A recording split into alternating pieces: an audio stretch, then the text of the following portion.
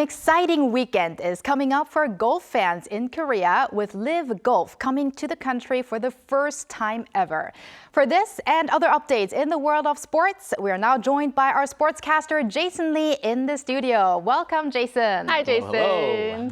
So we are going to have the Live event coming up. Probably Bella is very excited about that. Yeah. But first, let's go to the LPGA. So Japan's Mao Saigo took the first LPGA major this year, but there was a pretty crazy finish because first off, it was an unprecedented five-way playoff, and that also involves the performance of Korea's Kim Hyo-joo, right? Absolutely. If you might recall, previously I did mention that Kim Hyo-joo won the Ford Championship in Arizona at the end of March. That was the second win by a Korean on the LPGA Tour this year. And yeah, Kim Hyo-joo was trying to take an even bigger bite at the Chevron Championship in Texas. She was indeed one of 5 players who finished 7 under over the 4 rounds, so she would be involved with the playoff. However, she would par the first playoff hole on 18, while Mao Saigo, as you mentioned, birdied that hole to take the event. Now, Kim actually had the lowest score in the final round among the 5 players in the playoffs, so she came from behind on the last day in order to do so. And I will also note that among the 3 ladies who were tied for 6th place, 2 of them were Koreans as well. Former world number 1 Ko Jin-young as well as Ryu Hae-dan were both 2 strokes off the pace. And another Korean, Che Hye-jin, was another stroke behind them in a tie for 9th place. So unfortunate that Kim Hyo-joo wasn't able to close out the deal, but still a very strong showing by the Korean ladies in this year's first major championship. That great performance there. And we're going to stick with golf now. Very exciting for golf fans in Korea, including myself. Live Golf, that's happening for the first time ever in Korea. Now, I want to hear, what do we need to actually know about this event? Please tell us about the festival event. Sure. Yeah, absolutely. First, let's go over what is Live Golf. I mean, what's all the fuss about? We've been hearing them in the news for a while now. It's basically a pro tour that made headlines a couple of years ago after poaching a lot of the top golfers from the PGA, and in doing so by using exorbitant amounts when it came to signing contracts, often in the hundreds of millions of dollars. So a lot of money, deep pockets that they do have. It was even rumored that Tiger Woods turned down $1 billion offer to make the switch from the PGA over to Live. So you could say that they have a lot of money, and he was asked to, I guess, defect to what a lot of people called the dark side, as they're sometimes called. But of course, Tiger Woods turned them down. He's still with the PGA. But yeah, a lot of news surrounding this big, rich organization. Jason, could you maybe elaborate a little bit more about those dark sides or controversies? Yeah, I mean, they've been in the story or in the news quite a bit. And see, they're backed by the Saudi Arabian government, or their oil money, you could say. So that's where the money is coming from. And they're trying to diversify their investments, basically. So the PGA obviously wasn't pleased about their growth as well as their threat as a competition from a business perspective. So obviously, let's just say that Live Golf received a lot of negative press by both PGA players as well as some press members that are obviously loyal to the PGA. So that's probably where you're hearing most of the negative talk from. But they've grown and basically have a good chunk of the top 50 golfers in the world. And I would say every golf fan would probably know most of the 48 players that are in this year's tour. And even the casual sports fan, you're probably going to know a lot of the top guys in the tour because they really have spent a lot of money to grab some of these big names. And once again, these are golfers that were often receiving $200 to $300 million signing bonuses to make the switch.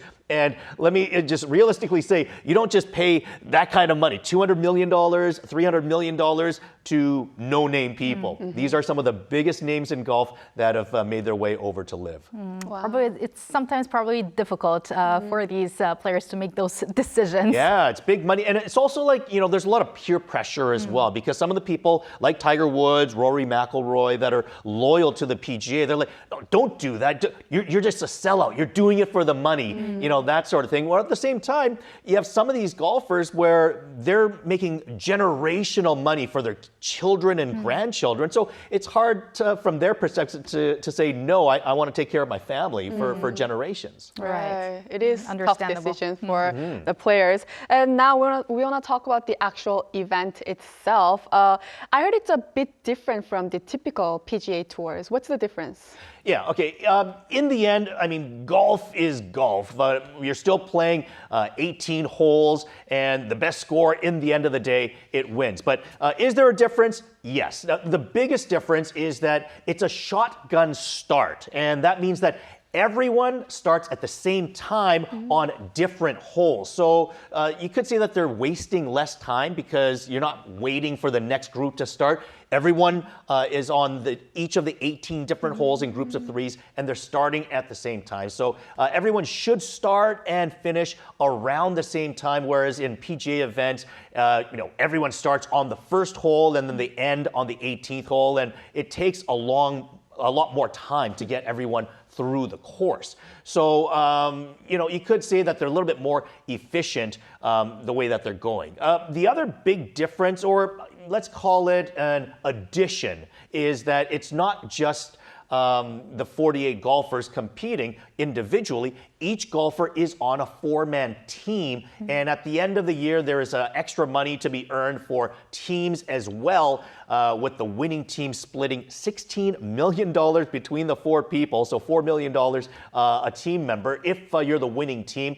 And basically, they're just giving away a lot more money with the signing bonuses, the individual purses, as well as the bonus money for the team events as well. And I guess you could say that it's sort of like F1 racing, because you have each of the racers are trying to win the race, but you have team members as well. And if your teammate does well, then in terms of the overall standing for the sponsors, then they're going to be happy with it because you have a team winner at the end of the year as well.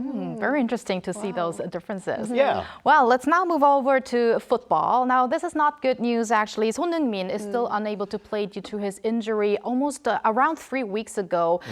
So what's the latest on his status at Tottenham Hotspurs? Yeah, so this was actually gone a lot longer than I thought when I first heard about the injury. And Son Heung-min has indeed been out since April the 11th. That was from the Europa match against Frankfurt. So Son was ruled out for the first leg of the Europa semifinal against Boda Glimt. Hopefully he'll be ready for the second leg of that, which will come Friday on May the 8th, Korean time. Of course, Korea's next game for World Cup qualifying comes June the 5th against Iraq, as well as June 10th against Kuwait. So hopefully he'll be healthy by then. There was talk that he might have been able to play this morning, but he's still been kind of wishy-washy, and there have been different reports about how he's feeling right now. But for now, he was unable to play today, and hopefully in next week he'll be able to play. But, Let's hope so. Yeah, I think the important thing, because like I said, we obviously want him to play in June for the World Cup qualifiers, but the question becomes, how much will he play before that to get him up to game speed and game health? Because you don't want that to be your first game coming back from injury. Right. Hopefully we can see him back on the field very soon. And now we're going to move on to baseball. Lee Jung-woo remains very hot for the San Francisco Giants. How is he doing in the MLBN? Yeah, so I think a couple of weeks ago I said that he's pretty much leading the league among the league leaders in every offensive category, not in home runs, but batting average, he's up there.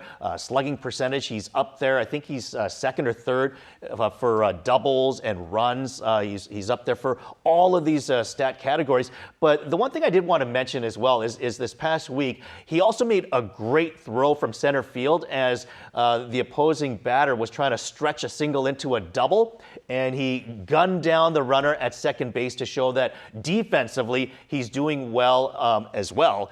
And even a lot of the baseball channels and networks, if you watch them, they've been doing a lot of highlights of Lee Jung-woo and analyzing him and having like the baseball experts talk about him, saying what makes him so good. So not only is he being talked about in Korea, but some of the biggest baseball networks and media in North America, they're starting to take notice. And I think they're really, saying, hey, this guy's worth the money that the Giants have paid. And we'll see at the end of the year. Some people even predicted that he might be the batting champion and receive some MVP votes. Right. And speaking of channels in North America, I think ESPN actually selected him as the outfielder of the month for the month of April. So it really looks like he's getting the spotlight over there.